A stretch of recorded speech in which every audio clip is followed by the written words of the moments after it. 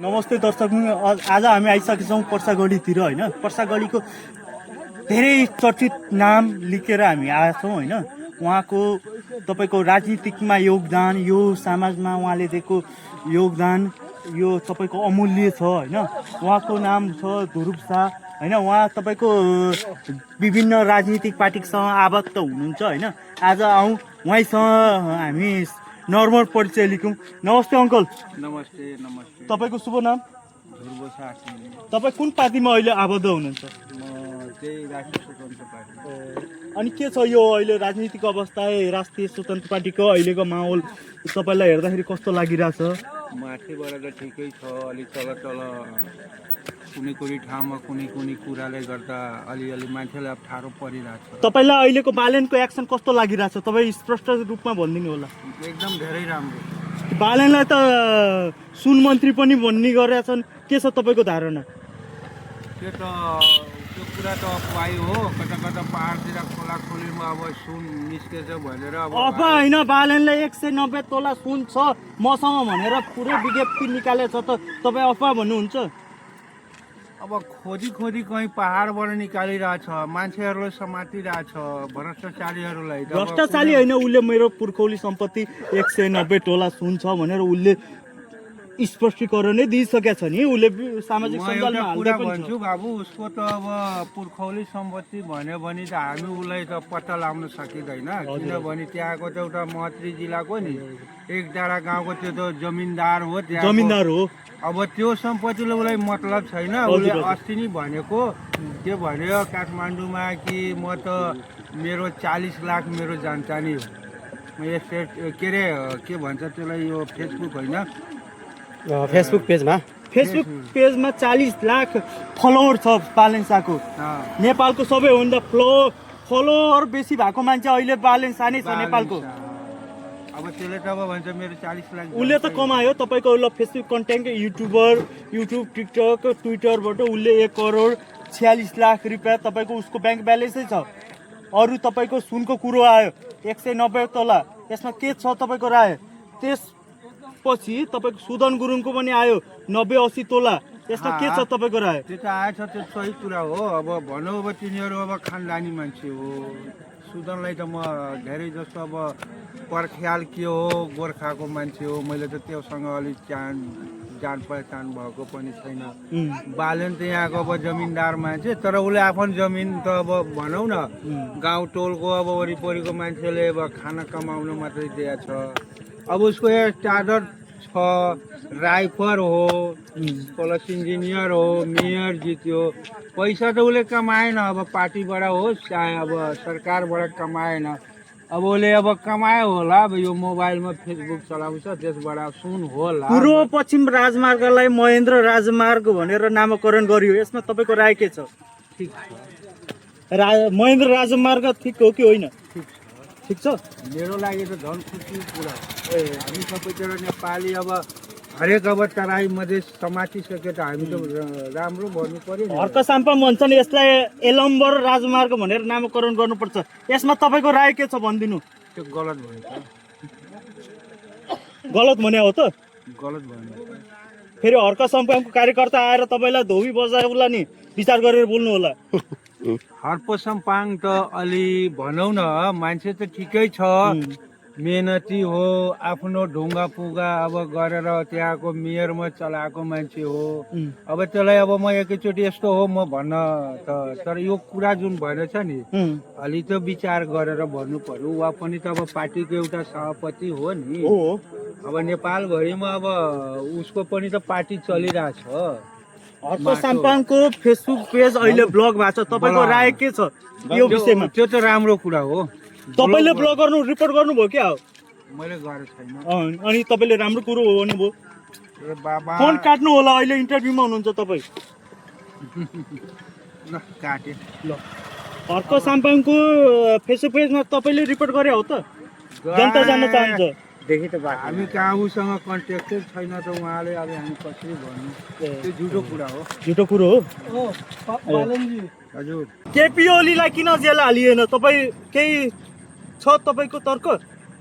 हाल्नु भयो थियो तर के छ नेपालमा नि यस्तो छ नेपालमा कानुनै छैन अहिले बालनले भर्खरै अब चैत नमीको उसले शपथ ग्रहण गर्यो महिना पनि पुगे छैन अहिले उसले बनाएको सबै थोक राम्रो छ कानुन छैन भन्न मिलेन कानुन पढिएन बिना काममा केपी ओलीलाई जेल हालियो त्यो भन्नु होला त्यो कुरा म भन्दैन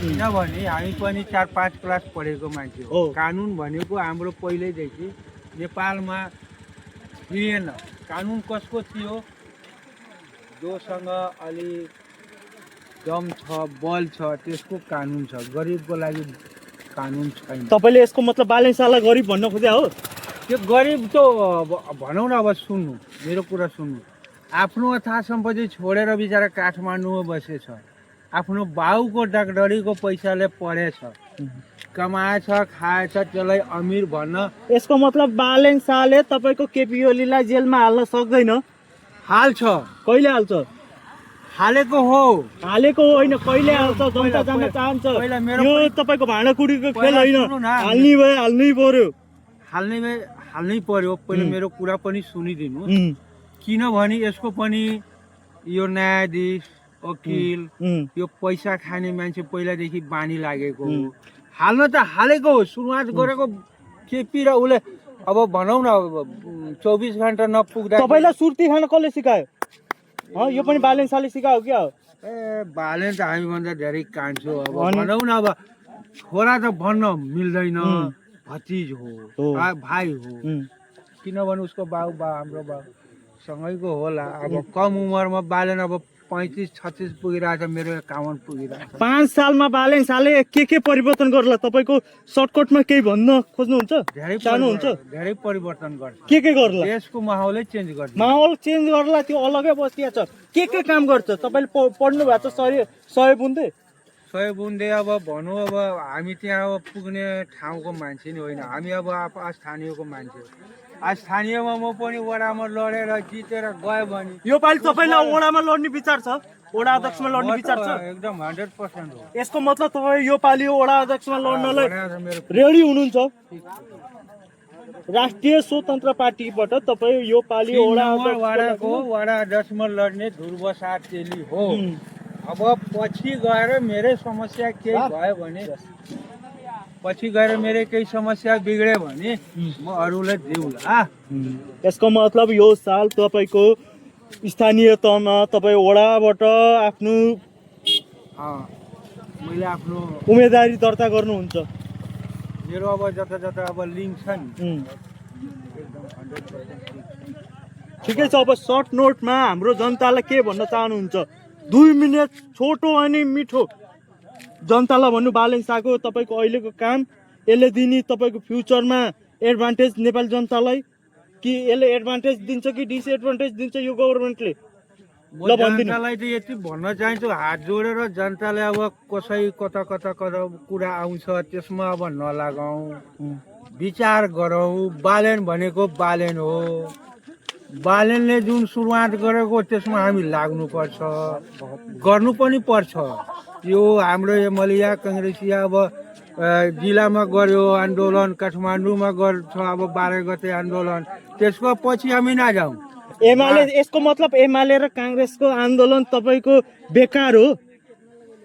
100% बेकार हो त आफ्नो पालोमा जे गर्यो मनमानी गर्यो देशमा यति भ्रष्टाचारी गर्यो देशको अब हाम्रो नेपालको ढुक्टीको पैसा खोइ सबै खाएर त पचाइदियो खोइ हाम्रो के अरे हाम्रो अमेरिकालाई अब हामी पहिलादेखि राजनीति गर्ने मान्छे हो हामीले त विचार थियो कि हाम्रो यो के भन्छ अरे यो एनसीसी नगरौँ पास नगरौँ तर यो मुलाहरूले अब ठुला दलहरूले 3 दल 4 दल मिलेर अब त्यति पैसा खर्ब खाएछ यो पैसा तिर्नेको हो हामी भोलि तपाईँ मिलाएर हजार मिलाएर दे पनि देशलाई छुटकारा पाउँछ भने हामी रेडी छौँ मेरो वक्ता हो जनताबाट यो 1,000 दिएर यो देशलाई बचाउँछु भने तपाईँलाई धन्यवाद छ होइन। उहाँ हुनुहुन्थ्यो हाम्रो तपाईँको पर्सागढी 3 बाट ध्रुव शाह तेली होइन। उहाँ तपाईँको राष्ट्रिय स्वतन्त्र पार्टीको तपाईँको वडा अध्यक्षको तपाईँको दावेदार उम्मेदवार हुनुहुन्थ्यो। अब अहिले पालि टिकट पाउँछ कि पाउँदैन, अब टिकट पायो भने चाहिँ उठ्छु। अहिले लहर चलिरहेको छ नि घन्टीको, टिकट बाइचान्स टिकट दियो भने चाहिँ उठिदिन्छु, नत्र नदिए ठिकै छ भन्ने हिसाब किताबमा बस्नु भएको छ। ल ठिकै छ, उहाँ पनि एउटा राजनीतिमा अलिकति भिजेकै मान्छे हो। उहाँ जतिको मान्छे हाम्रो गाउँठाउँमा चाहिन्छ। अब उहाँलाई अब बिदाई गर्छु होला। ल ल बाई, ल नमस्ते दर्शक, ल।